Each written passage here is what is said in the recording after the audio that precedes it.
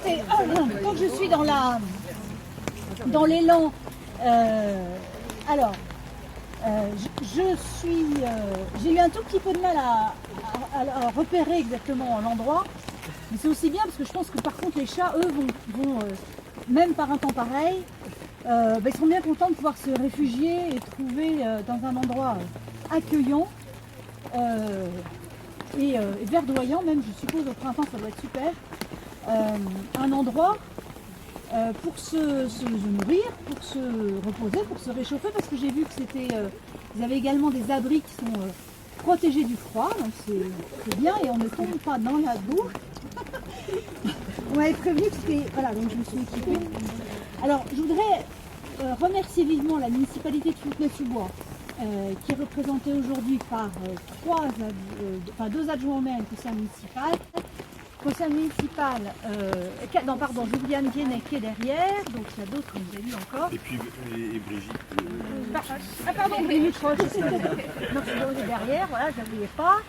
Donc plusieurs élus, et Fanny Brunet en particulier, parce qu'elle est élue à la protection animale, à la biodiversité. C'est important dans une ville, c'est assez rare.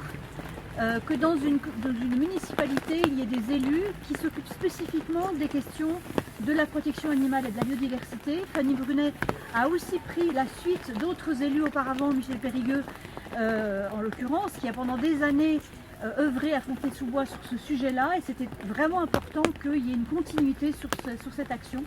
Et voilà, donc Fanny mène cette tâche à bien et avec beaucoup d'énergie et on est en rapport parce que vous savez que moi, au niveau national, évidemment, je suis très engagée sur ces sujets de la protection animale. Mais c'est aussi important pour moi de m'appuyer sur les expériences locales, sur ce qui peut se faire dans les communes et en particulier dans celle où j'habite, Fontenay-sous-Bois. Donc merci beaucoup à Fanny Brunet. Merci à l'association Chat des rues. Alors, elle est où notre amie Catherine Dehaye. Ah pardon, derrière le parapluie, Catherine. On se connaît aussi depuis un certain nombre d'années. Catherine, ça fait des années qu'elle travaille sur ce sujet-là dans la ville de Fontenay-sous-Bois, mais aussi à Montreuil et dans d'autres communes. C'est un sujet qui n'est pas facile, souvent, parce que ça demande pas mal de diplomatie, d'explication. Donc on ne va pas rentrer, mais peut-être que tu expliqueras un petit peu, je ne sais pas comment tu travailles. Mais on s'était rencontrés il y a longtemps, on avait eu un échange très positif et c'est vrai que j'avais été rapidement, moi à l'époque, convaincue de l'action de ton association, mais aussi d'ailleurs d'autres associations qui œuvrent sur ce sujet des animaux en ville, parce que nous sommes dans le milieu urbain, mais nous avons une faune, une flore, et cette faune et cette flore, il faut la protéger, il faut en tenir compte, elle fait partie de notre environnement. Et les chats sont des animaux qu'on aime beaucoup évidemment, mais ils sont aussi des animaux indépendants, et puis c'est des animaux qui peuvent se retrouver sans maître, mais il faut pouvoir s'en occuper, et il faut pouvoir les accueillir d'une façon digne. Et puis alors il y a tous celles et ceux, alors beaucoup de celles si j'ai bien compris quand même, qui viennent s'occuper de ces petites maisons, qui viennent s'occuper des chats, des chattes, pour donner à manger, pour renouveler les soins, pour vérifier que tout se passe bien. Ça, ce sont des bénévoles.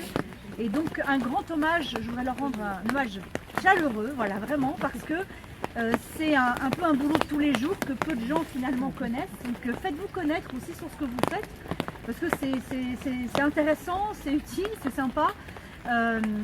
Évidemment pour les chats, mais c'est pas que, c'est une œuvre sociale aussi que vous faites, je crois, qui est aussi auprès de personnes qui peuvent avoir des animaux. Enfin bref, il y a tout ce lien, et puis chaque année à la journée de l'animal, il y a aussi ces remises de prix, le prix du corneau, je ne sais pas comment ça s'appelle, c'est ça. Et chaque fois c'est assez drôle, moi j'aime bien venir, et c'est toujours un moment assez sympa où finalement l'animal de compagnie, on rend hommage à l'animal de compagnie, mais pas à l'animal de cirque, pas à l'animal bien peigné, à l'animal du quotidien, de tous les jours, celui qui est avec nous, qui nous accompagne, qu'on aime bien, et qui n'est pas forcément très beau, mais qui est tout ce qu'on aime, c'est-à-dire qui peut être drôle, qui peut être curieux, qui peut être plein de choses. Et, voilà. Bref, je ne vais pas être trop long, on a quand même une après-midi très pluvieuse, mais c'est bien qu'on soit quand même quelques-uns rassemblés autour de ce sujet et de cette inauguration. Donc merci à vous d'être là. Je suis contente de partager ça aujourd'hui avec vous. Ça m'encourage aussi pour la suite de ce que je fais. Vous savez que c'est un sujet pas évident à porter dans certaines institutions. Voilà, merci à vous tous.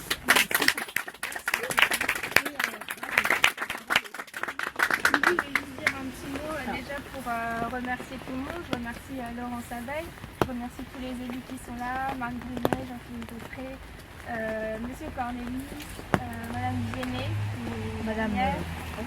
Madame Roche, et je pense que j'ai dit tout le monde.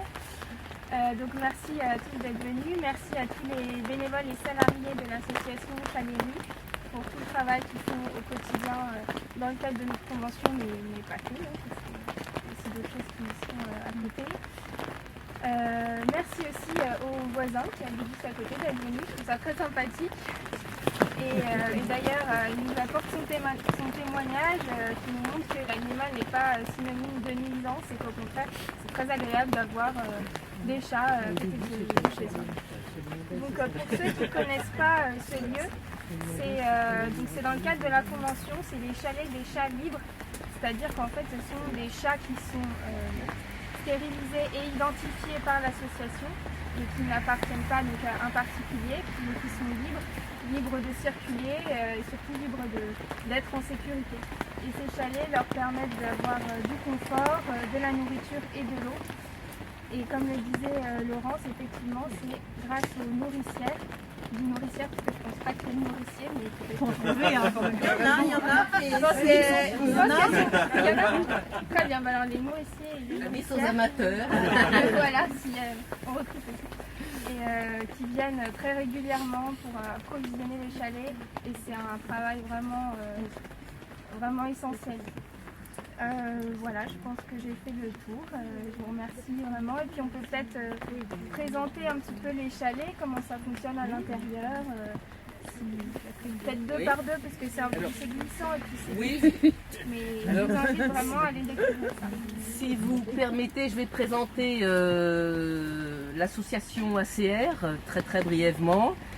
ACR, c'est 3 objectifs. Le premier, c'est la place des chats libres en ville. Et par voie de conséquence, la place des animaux. Est-ce qu'on va encore leur laisser une place aux animaux, vu la densification, l'urbanisation, nos changements de vie? Est-ce qu'il y aura encore une place pour les animaux en ville? Donc travailler sur ce chat libre, c'est aussi travailler pour les autres et savoir avec quelle nature nous voulons vivre demain. Et quand je dis demain, c'est dans 5 ou 10 ans. Hein, c'est donc du court terme. ACR, c'est aussi des créations d'emplois, parce qu'aujourd'hui, 30% des gamins qui sont en maternelle vont faire un métier qu'on ne connaît pas dans 20 ans. Et je pense que comme il y a des jardiniers en ville, eh bien, il faudra qu'il y ait des animaliers pour organiser ces animaux, pour limiter les nuisances que leur présence peut générer. Et donc, c'est le deuxième pan de l'association. Le troisième pan, c'est le lien social.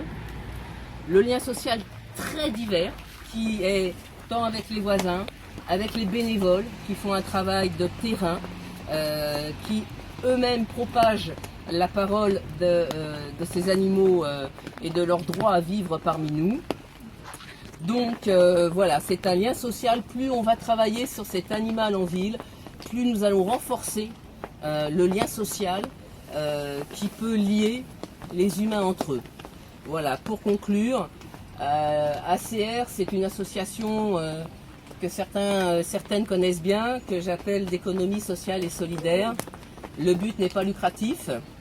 Néanmoins, il faut un budget équilibré pour pouvoir assurer les salaires, tout comme la nourriture et tous les frais y afférents.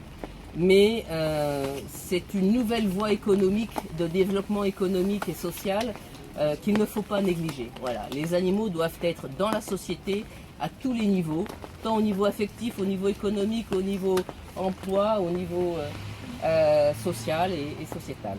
Voilà, je vous remercie. Alors maintenant, je vous présente les chalets. Donc voilà. Donc Ils sont gérés, ils sont gérés par une chatière. Mais à l'intérieur, vous avez les boîtes de polystyrène. Alors c'est l'aménagement. Moi j'aimerais bien que Madame Mondroux, vous veniez présenter. Parce que c'est l'aménagement de Gabrielle et de Christiane. Décoratrice en chef de la... Voilà, qui n'est pas là aujourd'hui parce qu'elle a un empêchement important. Allez-y, Gabrielle. Là, il y a les boîtes de polystyrène. On met dedans une couverture à l'archon. Là, il y a les croquettes. Ah, les croquettes, pardon. De l'eau.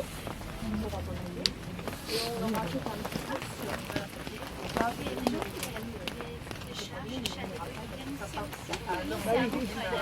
Et il y a des rôles par la chatière.